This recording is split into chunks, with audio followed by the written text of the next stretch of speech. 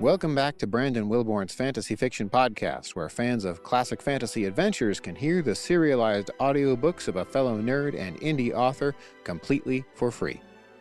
I'm your author, narrator, and host, Brandon Wilborn.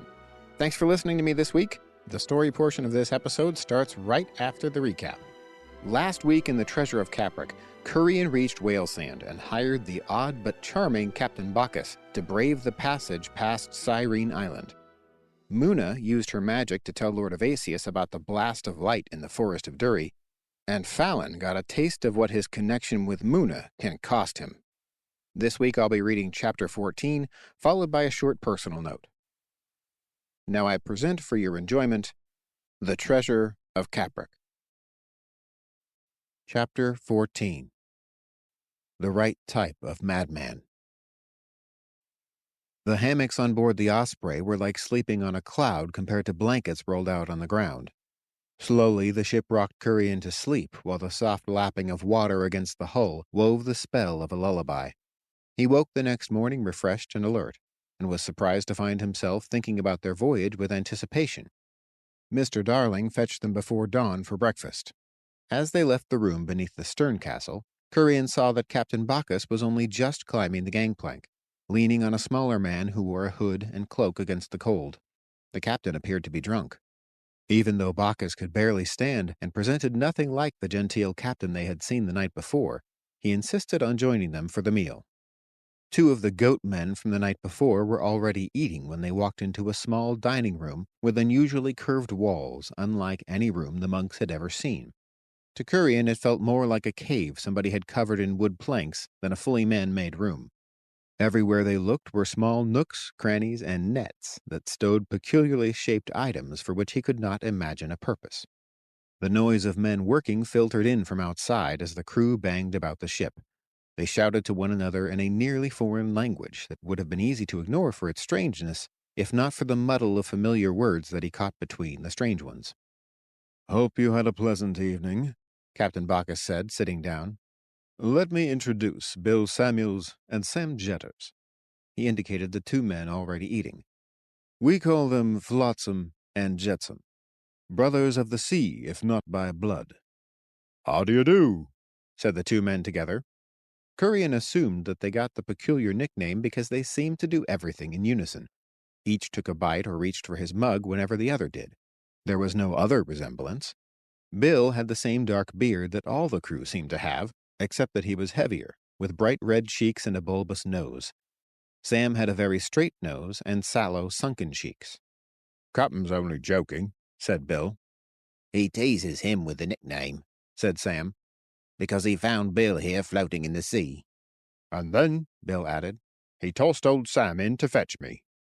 The two sailors chuckled together, but the joke evaded the monks. Tobin smiled and nodded politely with an expression of confusion he rarely showed. A thin sailor with a dirty leather apron brought out two chargers filled with fried fish and green beans. "Finally, the beans," Bill said. Then the two of them engaged in an almost choreographed passing of dishes between them to refill their plates. "Bill loves his beans," said Sam as his friend bunched away.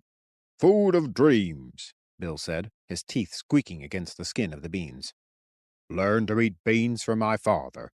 Green beans, long beans, broad beans, red beans, painted ponies, pickled beans, any type you please. Beans can almost make a man live forever, my old dad used to tell me." He studied a particularly long specimen between his fingers as he spoke. "My father, who taught me to rhyme, by the by, even wrote poetry about beans. I'll tell you my favorite." At this he stood, and Sam soon followed. Then they began to recite together.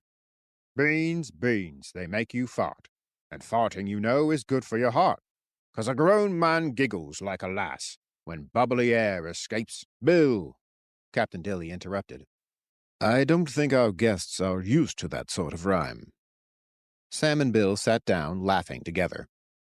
"That was always my favorite one, too," Sam whispered across the table. Kurian almost laughed himself. It sounded like some of the jokes he and his friends would have made back at the compound. He found that he liked the men aboard the ship. Though they were crass and probably illiterate, they were merry. It was a relief from the gloom that seemed to follow his party across the plain. The meal also endeared them to him. After his first experience of fish the night before, the tender, flaky meat on the Osprey was a culinary masterpiece. It redeemed the whole idea of fish as food. A bell rang outside, and Captain Dilly rose to leave, although he had barely taken a bite. "Time to cast off," said Sam. "Hope we don't tear the mast off," rhymed Bill. Then they both shuffled out to their duties. Captain Fallon arrived in Whale Sand well before dawn, but a nagging feeling urged him not to follow the plans he had formed with the witch. She had told him to surround the tavern with men and then meet her inside.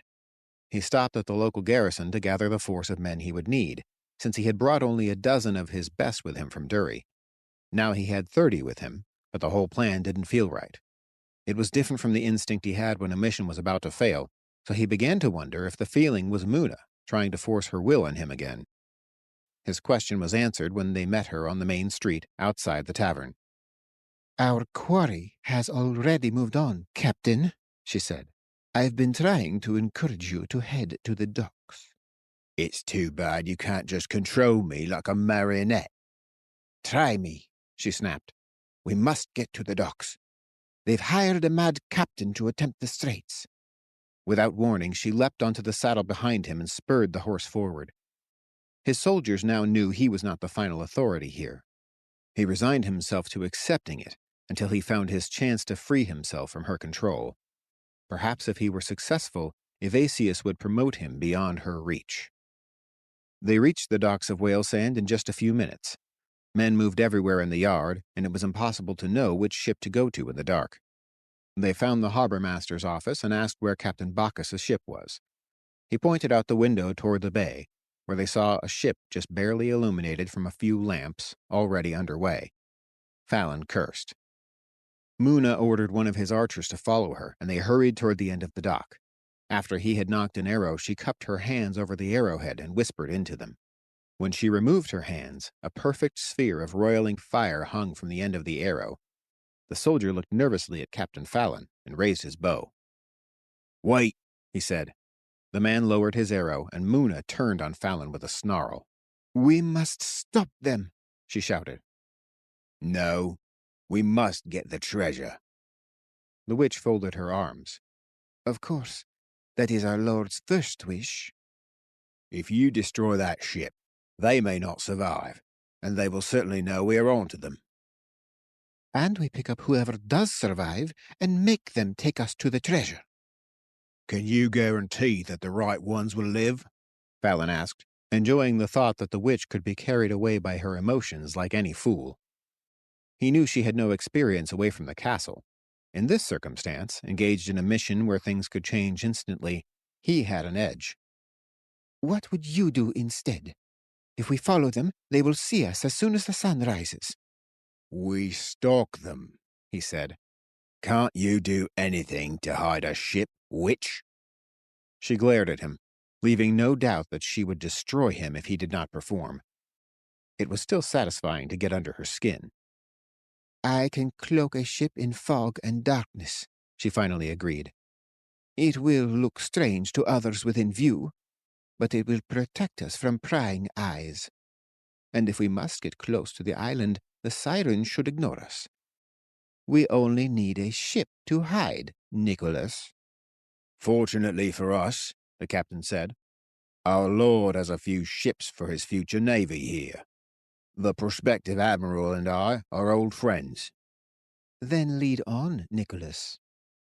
They had to wake the admiral and impress on him the urgency of their mission before he would risk his position and his ship on the chase. After that, his men took their time preparing to sail. Fortunately, the delay masked their pursuit amidst the normal traffic of the harbor. Fallon was certain that the ship ahead would not notice them until they had separated from the cluster of fishing and trading ships that waited to be towed out of the harbor, and with Mouna's tricks, they might not know it was a ship that followed them. He smiled, fantasizing about the moment when he would reveal himself and they would realize that their running and fighting had been fruitless. Fallon would catch them and give Evasius his prize, or he would die. On the deck, a cool breeze blew over the Osprey from the direction of the bay, carrying the strong smell of salt to which Kurian was still not accustomed. It mixed with the smoke of the strange oil lamps around the ship to create a unique but pleasant odor. He watched with fascination as a smaller boat with a dozen rowing men towed them into the bay. When they were almost beyond the sandbar, the crew began to scurry around the deck. They shouted to each other and hauled on a web of ropes that Kurian had difficulty following to any specific connections. Soon the sail floated up the mast under an invisible power, with the mystery that a ship can only present to the uninitiated. As the wind caught the sail, Kurian felt its strength catch in the ship and carry it forward like the gentle leading of a shepherd. At the same moment he noticed the first glow of light in the east.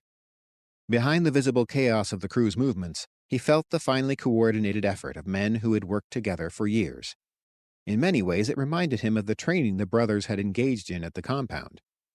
When he first arrived, it had been difficult to know what was happening at any given moment, but with time he had learned how the small groups cooperated with the whole to achieve a common purpose. He realized that, apart from sharing an altogether different purpose, this company of men was not unlike the one in which he'd grown up. It soothed his spirit to know that such a thing still existed. He smiled, seeing the camaraderie of men working together in strenuous labor, and he tried to stay out of the way. As the wind drove them forward, he was surprised at how quickly they progressed. In a few minutes they were past the sandbar, and the deck began to roll more severely in the open water. He and his friends were unprepared for the experience. The sailors stopped their work to laugh at the four of them as they stumbled around the deck. Soon Dilly invited them onto the stern castle, where he and Jack Darling stood by the wheel. Ascending the stairs was even more challenging than moving about the deck.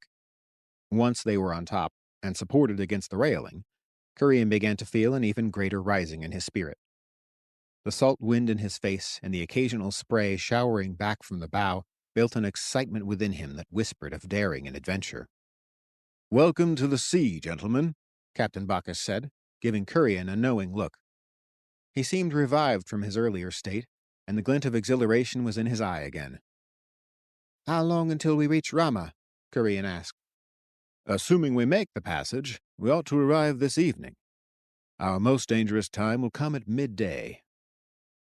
"And how do you propose we make our way past these dangerous sirens?" the Dean mocked. It was the most incredulous, sarcastic, and disrespectful tone Kurian had ever heard him use. In reply, Dilly presented a ball of beeswax.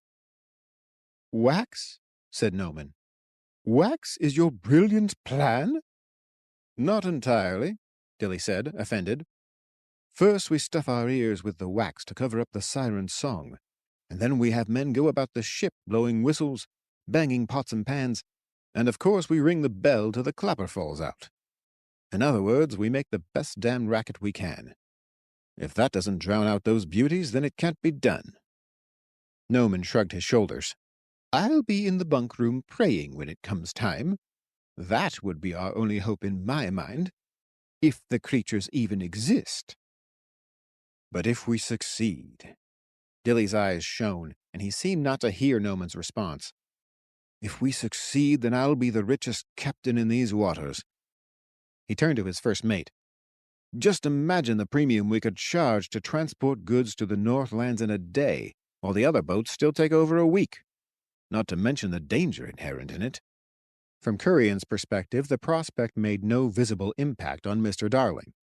He held his distant stare over the bow as firmly as he held the wheel. It was late in the morning when they first saw the island in the distance off the port bow. The cliffs towering up on the right had been visible almost an hour earlier. By that time, Kurian had found that the rhythm of the waves combined with a lingering exhaustion put him into a sort of waking trance. Other than the brief amusement that they all shared when Reese had turned a little green after breakfast, he had simply stared ahead with the first mate. When Mr. Darling pointed out the island, Kurian could not remember a thought that had entered his head during the preceding hours.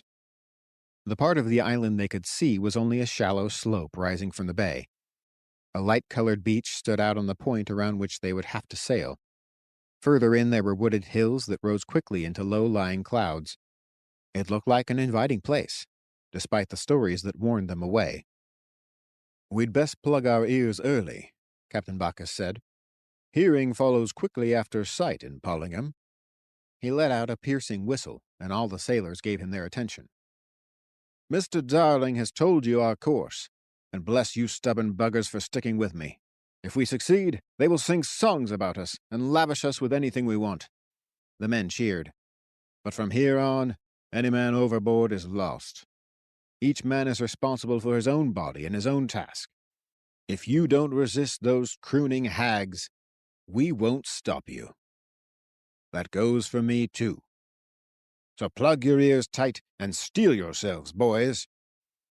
The speech dampened the crew's spirits, and they each shoved the wax deep into their ears before solemnly returning to their work. The wax was another novelty to Kurian, and though he did notice a muffling of the ship's sounds, he was surprised that he could still hear with clarity what those close to him said. "Do you think it will work?" he asked, feeling like he needed to raise his voice. "I have no idea," Captain Bacchus shouted with a grin. His grin quickly changed to a look of curiosity. Dilly tapped Mr. Darling on the arm and pointed behind Kurian, asking a whispered question. Kurian turned around to see a dark fog in the distance. It hovered in a large mass above the water and spread out from the mass in a broad, low mist.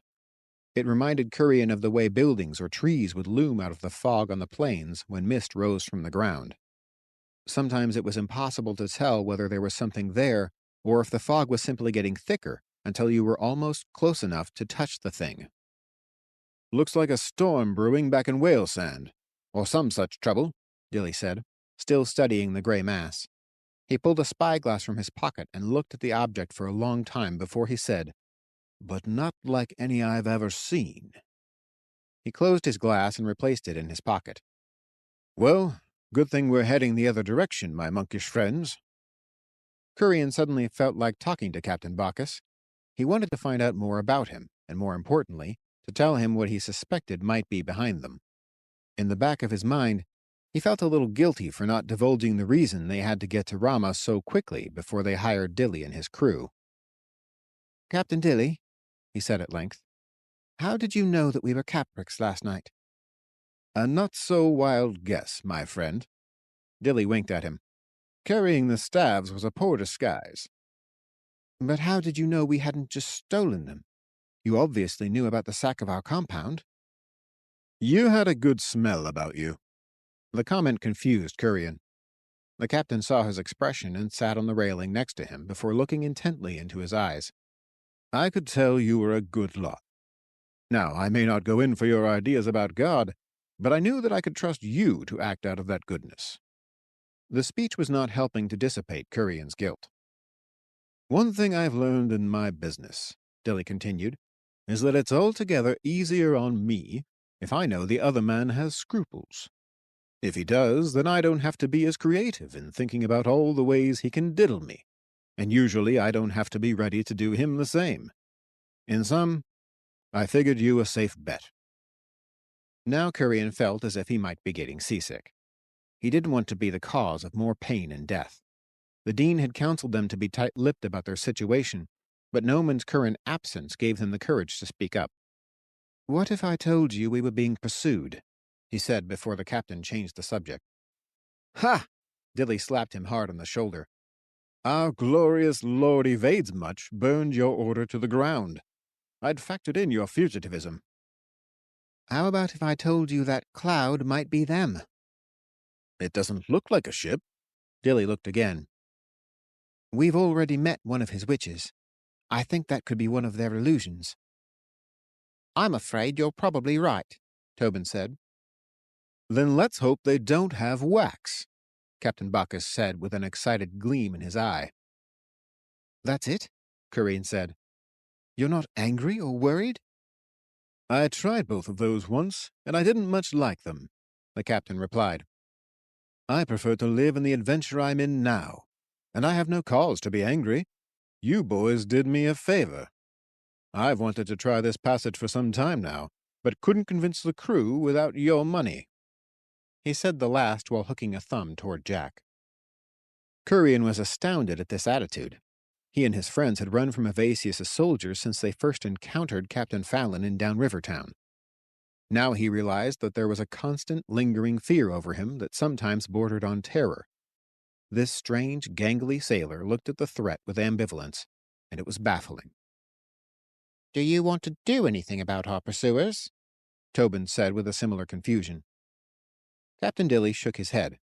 There's no way they'll catch us before we reach Rama, but as soon as we land, I advise you to get your horses and ride like the devil if they're still behind us. With that, he turned back to the wheel and told Jack to prepare the crew for their noise-making. What kind of madman have we hired? Kurian whispered to Tobin. Tobin looked at Captain Bacchus and said, Exactly the kind we needed, I think. They could not continue their conversation because of the sudden, urgent ringing of the bell, followed by men making noise all over the ship with makeshift instruments. Pots banged together, wooden pins clapped, and screaming whistles mingled with men's shouting. The effort enveloped the ship in cacophonous sound. Somewhere in the din, Kurian thought he caught a group singing a simple melody, but he could not focus on it. If the sirens do not lure us to death, he thought, the blare might drive us all mad.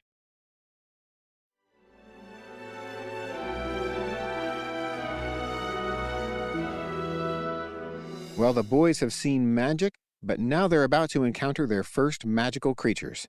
Join me next Friday and find out who will be able to resist the allure of the siren song. Now for that personal note. I got back from a long vacation last week. We were fortunate enough to visit family in Korea for the first time. Since then, friends and family have wanted to hear about our trip, and some have been asking about seeing pictures, which usually means they mean seeing pictures on social media, which reminded me of a couple of things I've been meaning to mention here. I was never a very active poster on social media, but there was a period where I would spend a lot of time reading friends' posts, engaging in comments, and doing all the likes and thumbs up and everything else. For a time, I bought into the idea that you absolutely had to have a social media presence as an author, so I stood up an author page. But again, I was never very active on social media, and I just never had a good feeling about engaging in that and making that one of my primary roads to find an audience. For the last couple of years, I've used those platforms less and less because I noticed that much of the online world was like a leech on me. It sucked away my time, my attention, and my emotional well-being just as efficiently as one of those little bloodsuckers. So I was already not feeling it, just not feeling good after even just looking and watching social media and doing the scroll thing. So after reducing my use to effectively zero over the last year, I find myself feeling less stressed, more peaceful, better able to kind of connect with God, and against the common knowledge, really better able to connect and find meaningful relationships with people. Like IRL, in real life. Irritability has gone down. I've been less just generally angsty. My ability to focus has increased, which means I've really been getting more done with more joy, like this podcast, for instance.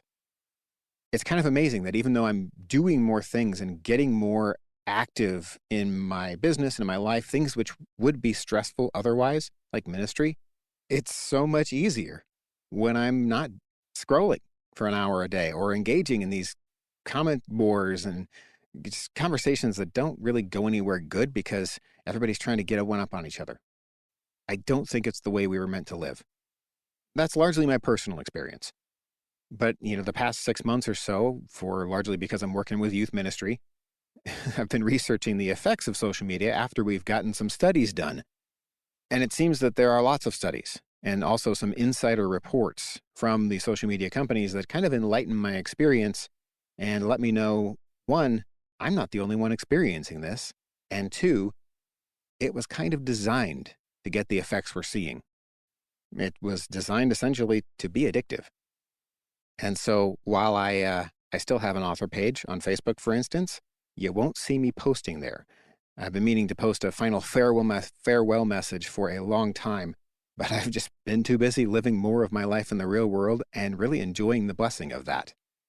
However, even though I have a page, you won't see me sending you to that page or to social media in general in any links I send by email or through this podcast, because I have come to the point where I have kind of a strong conviction that I want to disengage myself, but I also don't want to send people into something that I believe is addictive. and believe is actually damaging to our individual souls and to our culture. I know I'm not the first person to say that, but it's a little cringy for me to say it because it just sounds extreme still because so many people are doing it. But I think more and more people are having the experience I had and deciding to do the same. So, because of that, I won't be sending you there. With all that said, if you want to reach me, or if you want to find out what's new with me as an author, the best way is through my website or through email.